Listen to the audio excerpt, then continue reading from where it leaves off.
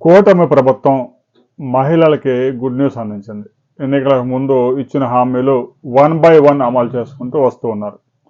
కూటమి ప్రభుత్వం అధికారంలోకి రాగానే ముఖ్యమంత్రి మొదటిసారిగా వృద్ధాప్య పెన్షన్లు 4,000కి పెంచడం, వికలాంగుల పెన్షన్లు 6,000కి పెంచడం, 100% వికలాంగులు అయితే వారికి 15,000 రూపాయలు, ఇక 2 నెలల బకాయిలతో సహా వారికి పెద్ద ఎత్తున ప్రతి నెల 3,000 కోట్ల రూపాయలు 1వ తేదీ ఇంటికి తీసుకొచ్చి ఇస్తా ఉన్నారు.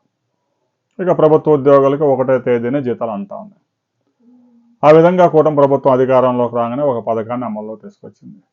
తర్వాత ఉచిత గ్యాస్ ప్రతి సంవత్సరం 3 సిలిండర్లు, ఆ పథకం కూడా పట్టాలెక్కించారు. ఇక మెగా డిఎస్సి కూడా పరీక్షలు కూడా అయిపోయినాయి. రాబోయే 4 రోజుల్లోనే ఉద్యోగాల్లో జారిపోతా ఉన్నారు. ఇక తల్లికి వందనం 10,000 కోట్ల రూపాయలు 80 లక్షల మంది విద్యార్థుల తల్లుల ఖాతాల్లో జమ చేశారు. 4 పథకాలు. ఇక ఆగస్టు 15వ తేదీ నుంచి మహిళలకి బస్సుల్లో ఉచిత ప్రయాణం, 0 టికెట్ అమలు చేయబోతా ఉన్నారు. టికెట్ అయితే కొడతారు, కానీ అది 0. మహిళలు ఆగస్టు 15వ తేదీ నుంచి బస్సుల్లో టికెట్ కొనాల్సిన అవసరం లేదు. ఇక కొత్తగా ఆర్టీసీ ఏ బస్సు కొనుగోలు చేసినా ఈవీ బస్సులు మాత్రమే, అంటే ఎలక్ట్రికల్ ఛార్జింగ్ ద్వారా నడిచే బస్సులు మాత్రమే కొనుగోలు చేయాలని నిర్ణయించారు.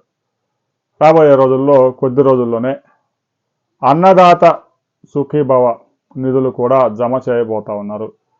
కేంద్ర ప్రభుత్వం ఇచ్చే పీఎం కిసాన్ యోజన 2,000 రూపాయలతో పాటు అన్నదాత సుఖీభవ కింద ఒక 5,000 రూపాయలు, మొదటి విడతగా 7,000 రూపాయలు ఈ నెల చివరిలోనే రైతుల ఖాతాల్లో జమ చేయబోతా ఉన్నారు. ఇంకా మిగిలిన పథకాలు కేవలం 2 పథకాలు మాత్రమే మిగిలాయి. ఆ పథకాలు కూడా రాబోయే కొద్ది రోజుల్లో అమలు చేయడానికి కసరత్తు జరుగుతూ ఉంది. మహిళలకి ఉచిత బస్సు ద్వారా ఆర్టీసీ నష్టపోయే డబ్బుని రాష్ట్ర ప్రభుత్వం భర్తీ చేయబోతా ఉంది. ఆర్టీసీ ప్రత్యామ్నాయ మార్గాల ద్వారా ఆదాయాన్ని పెంచుకునే అవకాశాలను కూడా పరిశీలించాలని ముఖ్యమంత్రి ఆదేశించారు. రాబోయే కొద్ది రోజుల్లో మరో 2 పథకాలు కూడా పట్టాలు ఎక్కించబోతా ఉన్నారు. ఆ పథకాలు ఏంటి, వాటి వివరాలతో మరో వీడియోలో తెలుసుకుందాం.